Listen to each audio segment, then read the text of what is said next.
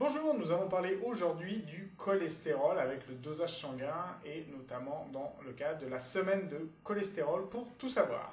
Bonjour à tous, je suis Cédric MyDiet, diététicien nutritionniste et expert en bien-être naturel depuis plus de 10 ans. Alors, aujourd'hui, je vais vous parler du dosage sanguin, comment savoir si on a trop de cholestérol, si on a du bon, du mauvais, soi-disant il y en a un bon, il y en a un mauvais, on va le voir tout de suite après. Alors c'est tout simple, on fait simplement en fait une prise de sang, il faut être à jeun depuis plus de 12 heures, et d'un minimum de 12 heures disons, et puis après, par une simple manipulation en général de centrifugation, on dose les différentes graisses que vous avez dans le sang. Alors le cholestérol c'est total, pardon, le CT comme on dit, c'est la somme du bon soi-disant et du mauvais soi-disant aussi, il ne doit pas être supérieur à 2 grammes.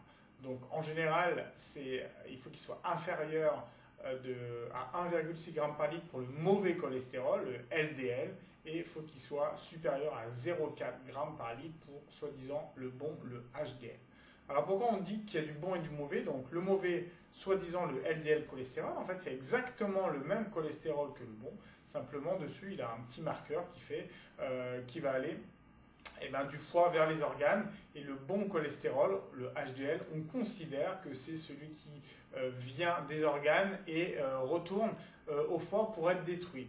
Donc franchement c'est un peu nul. Pourquoi? Parce qu'effectivement si le foie est vraiment l'organe maître, on va dire l'organe primordial en termes de quantité de cholestérol, de fabrication de quantité de cholestérol, il faut savoir que toutes les cellules en fait ont la capacité d'en fabriquer. Et comme je l'ai dit hier, en fait notre corps est plutôt fainéant, donc il ne s'amuse pas à fabriquer des choses ou des éléments en trop, parce que ça lui demande de l'énergie et il n'a pas trop envie de s'embêter. Donc voilà pourquoi dire qu'il y a du bon, du mauvais. En fait, le corps se gère très bien et en général, il fonctionne à la demande. C'est-à-dire, si on a besoin, il en fabrique. Si on n'a pas besoin, il n'en fabrique pas tout bonnement. Alors par contre, un dosage, effectivement, dans les maladies cardiovasculaires qui se révèle un peu plus efficace pour prémunir d'une maladie cardiovasculaire, c'est le dosage du LP petit a, qui est une lipoprotéine.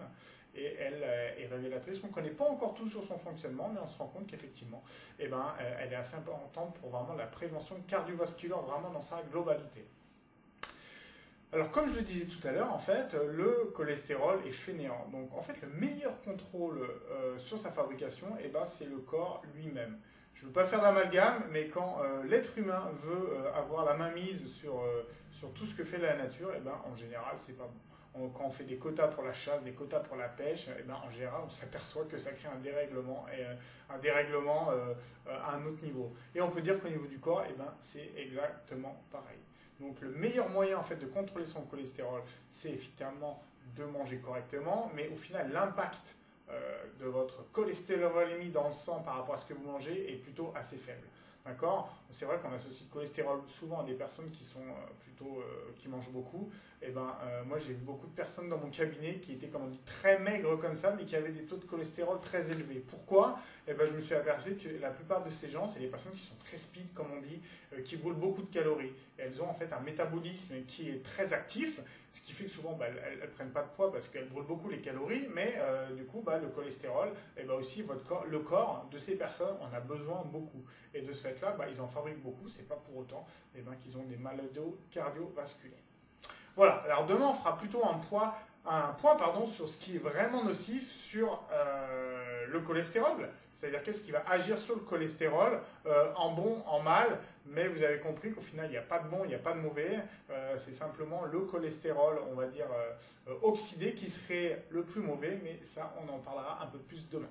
Je vous dis bonne journée, n'hésitez pas à liker la vidéo pour qu'elle soit visible par les gens qui sont intéressés, et si vous voulez avoir toutes les informations de ma chaîne, abonnez-vous et cliquez sur la cloche si vous voulez être averti de mes nouvelles vidéos. Merci, au revoir.